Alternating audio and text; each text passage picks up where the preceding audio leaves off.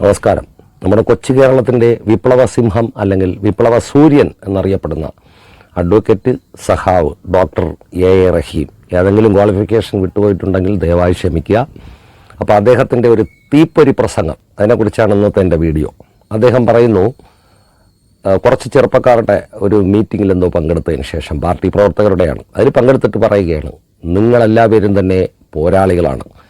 ചെങ്കൊടിയെടുത്ത് കയ്യിൽ വച്ച് തന്നു കഴിഞ്ഞാൽ പിന്നെ നിങ്ങൾ ചെയ്യുന്നത് എന്താണെന്ന് നിങ്ങൾക്ക് പോലും അറിയില്ല.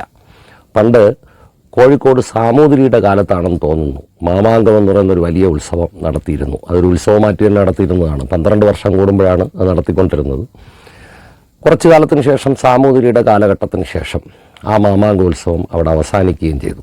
അതിൽ സാധാരണ പോകുന്നത്, ഒരു കുട്ടി ആ നാട്ടിൽ ജനിക്കുമ്പോൾ തന്നെ അപ്പോൾ തന്നെ അമ്മമാർ ഒരു നേർച്ചയായി മാമാങ്കത്തിന് വിട്ടുകൊള്ളാം എന്നാണ് നേരുന്നത്. അതിനുശേഷം മാമാങ്കം കഴിഞ്ഞ് ആ ബാലൻ എന്ന് പറയുമ്പോൾ ഒരു 12 വയസ്സിന് മുകളിലേക്ക് പോകുന്ന ആ കുട്ടികളെയാണ് ഉദ്ദേശിക്കുന്നത്. അപ്പോൾ 18 വയസ്സിനൊക്കെ താഴെയുള്ള ചെറുപ്പക്കാരായിട്ടുള്ള ഊർജ്ജസ്വലരായിട്ടുള്ള കുട്ടികളാണ് മാമാങ്കത്തിൽ പങ്കെടുക്കുന്നത്.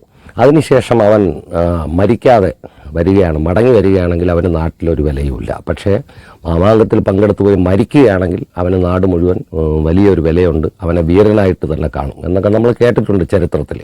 അപ്പോൾ അതുപോലത്തെ സംഭവമാണ് കേരളത്തിൽ നടന്നുകൊണ്ടിരിക്കുന്നത്. ഇയാളുടെ പ്രസംഗത്തിൽ, നിങ്ങളെല്ലാവരും തന്നെ ഓൾറെഡി പോരാളികളാണ്, നിങ്ങൾക്കിനി ഒരു ചെങ്കൊടിയുടെ കുറവ് മാത്രമേ ഉള്ളൂ, നിങ്ങളെല്ലാവരും തന്നെ വിപ്ലവത്തിൻ്റെ ആൾക്കാരാണ്, നിങ്ങൾ വിചാരിച്ചാൽ വിപ്ലവം സംഘടിപ്പിക്കാൻ കഴിയും. പിന്നെ പുതിയ തലമുറ, വളർന്നു വരുന്ന തലമുറ വിപ്ലവത്തിലേക്ക് തന്നെ വരണം. എൻ്റെ പൊന്നു റഹീം സാറേ, കേരളത്തിൽ വിപ്ലവത്തിലൂടെ നേടിയെടുക്കാൻ പറ്റിയ ഒരു സംഗതികളുമില്ല, ഇന്ത്യയിൽ ഒരിടത്തുമില്ല. ആ കാലഘട്ടമൊക്കെ കഴിഞ്ഞുപോയ കാര്യം സഖാവ് ദയവായി ഓർമ്മിച്ചാൽ കൊള്ളാം. അതോടൊപ്പം തന്നെ ഈ ചെറുപ്പക്കാരെ വഴിതെറ്റിക്കുന്ന കാര്യത്തിൽ താങ്കളൊരു പ്രധാനപ്പെട്ട പങ്ക് വഹിക്കുന്നുണ്ട്. അവരോട് പറയുകയാണ്, നിങ്ങൾ അഗ്നിയാണ്, കാറ്റാണ്, തീയാണ്, ഫയറാണ്, ഫയർഫോഴ്സാണ്, ആംബുലൻസാണെന്നൊക്കെയാണ് പറയുന്നത്. റഹീമിൻ്റെ വാക്ക് കേട്ടാൽ അവസാനം ആംബുലൻസിൽ ആശുപത്രിയിലേക്ക് പോവുകയോ അല്ലെങ്കിൽ മരിച്ച് ബോഡിയായിട്ട് ആംബുലൻസിൽ പോവുകയോ, ഇതൊക്കെയാണ് അവസ്ഥ. എനിക്ക് പ്രിയപ്പെട്ട ചെറുപ്പക്കാരോട് പറയാനുള്ള ഒരൊറ്റ കാര്യം, ഇദ്ദേഹത്തിൻ്റെ വാക്കും കേട്ടുകൊണ്ട് നിങ്ങൾ ഒരു കാര്യത്തിനും ഇറങ്ങരുത്. കാരണം നിങ്ങളുടെ ജീവിതം നഷ്ടപ്പെട്ടു കഴിഞ്ഞാൽ അതിൻ്റെ നഷ്ടം നിങ്ങൾക്ക് മാത്രമല്ല, നിങ്ങളുടെ രക്ഷകർത്താക്കൾക്കുമുണ്ട്.